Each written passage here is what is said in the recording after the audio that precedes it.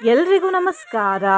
ಈ ವಿಡಿಯೋದಲ್ಲಿ ನಾವು ಭಗವದ್ಗೀತೆಯ 9ನೇ ಅಧ್ಯಾಯದ ಕೆಲವು ಶ್ಲೋಕ ಹಾಗೂ ಅವುಗಳ ಅರ್ಥವನ್ನು ತಿಳಿದುಕೊಳ್ಳೋಣ.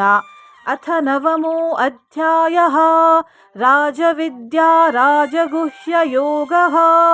ಶ್ರೀ ಭಗವಾನುವಾಚ ಇದಂ ತೂ ತೇ ಗುಹ್ಯತಮಂ ಪ್ರವಕ್ಷ್ಯಾಮ್ಯನಸೂಯವೇ ಜ್ಞಾನಂ ವಿಜ್ಞಾನ ಸಹಿತಂ ಯಜ್ಞಾತ್ವಾ ಮೋಕ್ಷಸೇ ಶುಭಾತ್.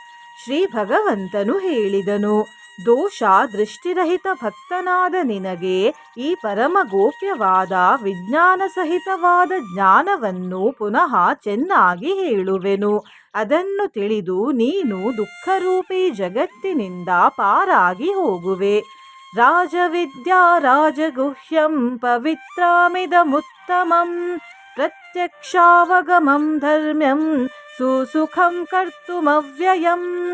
ಈ ವಿಜ್ಞಾನ ಸಹಿತವಾದ ಜ್ಞಾನವು ಎಲ್ಲ ವಿದ್ಯೆಗಳ ರಾಜನು, ಎಲ್ಲ ರಹಸ್ಯಗಳ ರಾಜನು, ಅತಿ ಪವಿತ್ರವು, ಅತ್ಯುತ್ತಮವು, ಪ್ರತ್ಯಕ್ಷ ಫಲವುಳ್ಳದ್ದು, ಧರ್ಮಯುಕ್ತವು ಮತ್ತು ಸಾಧನೆ ಮಾಡಲು ತುಂಬಾ ಸುಲಭವು ಮತ್ತು ಅವಿನಾಶಿಯೂ ಆಗಿದೆ. ಅಶ್ರದ್ಧಧಾನಾಹ ಪುರುಷ ಧರ್ಮಸ್ಯಾಸ್ಯ ಪರಂ ತಪಾ ಅಪ್ರಾಪ್ಯ ಮಾಂ ನಿವರ್ತಂತೆ ಮೃತ್ಯು ಸಂಸಾರ ವರ್ತಮನಿ.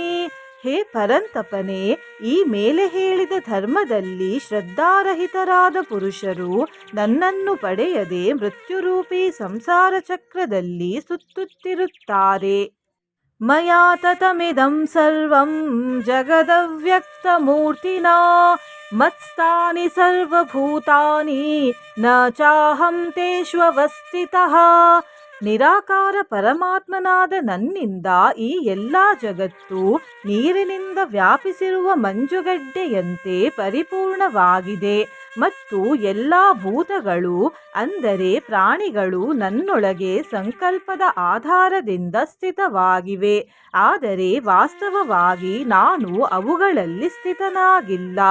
ನ ಚ ಮತ್ಸ್ಥಾನಿ ಭೂತಾನಿ ಪಶ್ಯ ಮೇ ಯೋಗಮೈಶ್ವರಂ ಭೂತಭೃನ್ನ ಚ ಭೂತಸ್ಥೋ ಮಮಾತ್ಮ ಭೂತಭಾವನಃ.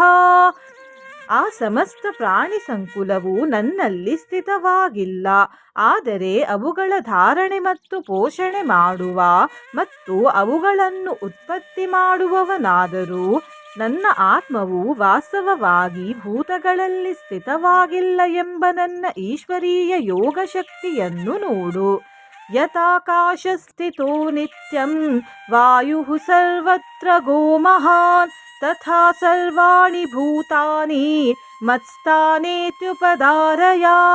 ಹೇಗೆ ಆಕಾಶದಿಂದ ಉತ್ಪನ್ನವಾಗಿ ಎಲ್ಲೆಲ್ಲೂ ಸಂಚರಿಸುವ ಮಹಾನ್ ವಾಯುವು ಸದಾಕಾಲ ಆಕಾಶದಲ್ಲಿಯೇ ಸ್ಥಿತವಾಗಿರುತ್ತದೋ, ಹಾಗೆಯೇ ನನ್ನ ಸಂಕಲ್ಪದ ಮೂಲಕ ಉತ್ಪನ್ನವಾಗುವ ಸಂಪೂರ್ಣ ಭೂತಗಳು ನನ್ನಲ್ಲಿ ಸ್ಥಿತವಾಗಿವೆ ಎಂದು ತಿಳಿ.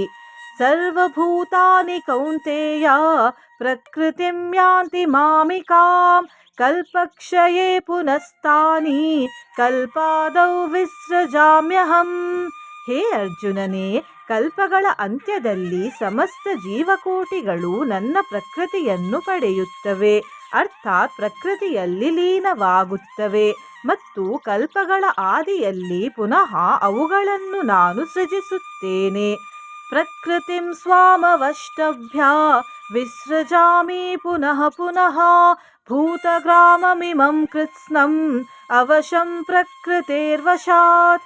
ನನ್ನ ಪ್ರಕೃತಿಯನ್ನು ಅಂಗೀಕರಿಸಿಕೊಂಡು ಸ್ವಭಾವದ ಬಲದಿಂದ ಪರತಂತ್ರವಾದ ಈ ಸಂಪೂರ್ಣ ಭೂತ ಸಮುದಾಯವನ್ನು ಬಾರಿ ಬಾರಿಗೂ ಅವುಗಳ ಕರ್ಮಗಳಿಗನುಸಾರವಾಗಿ ರಚಿಸುತ್ತೇನೆ.